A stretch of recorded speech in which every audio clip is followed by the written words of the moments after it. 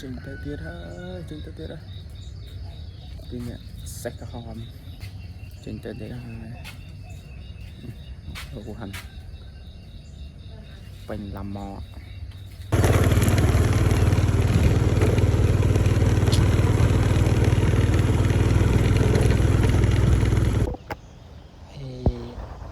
នេះក៏ជាទីតាំងដែល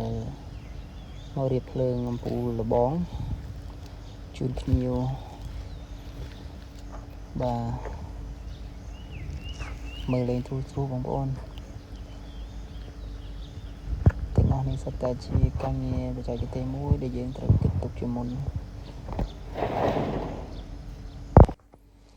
ហើយសម្រាប់ព្រឹកនេះដែរបាទកាលពីយប់នោះក៏មានភ្លៀងមួយមេហ្នឹងហើយបងប្អូនភ្លៀងមួយមេទៅក៏ពិបាកមូជើងខោចុះបុកនឹងលបងដែលគេចាក់ដីទៅវាអត់ទាន់ពេញណាបងប្អូនហើយការងារនេះគឺយើងធ្វើតាម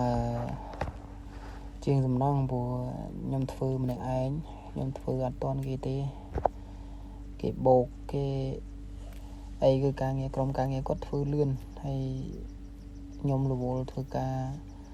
មកកន្លែងទៀតទៅក៏មកធ្វើអត់ទាន់ឲ្យគេហើយកន្លែងធ្វើការនេះក៏ម្ចាស់តែគាត់កែច្រើនទៀតប្លង់គាត់អត់មានទេប៉ុន្តែគាត់គិតតែគាត់ចង់ថែមនេះថែមនោះទៀតទៅក៏ពិបាកមកបុកមកថែមទៀតតែពុតការងារនេះខ្ញុំបានធ្វើរួចហើយដល់ពេលបងម្ចាស់ទៀតគាត់ថាគាត់ត្រូវការកែថែមអំពូលភ្លើងថែមអីទៀតក៏ពិបាកចុះមកបុកមកដាប់ថែមខ្សែថែមហ្គេនទៅតាមកន្លែងអំពូលនឹងថែមទៀតអញ្ចឹងទៅធ្វើឲ្យស្ទះការងារដល់លពូខាងជាងសំណងហ្នឹងហើយខ្ញុំធ្វើឲ្យក៏ល្អំនៃការសំណងនឹងគាត់ក៏ចូលចាត់ចែកមើលចូលទឿនលឿនឡើងអូនអាអូនលឿនឡើងគេបោកគេកគេអីណាណីគេស៊ីម៉ង់គេលាយរួចអស់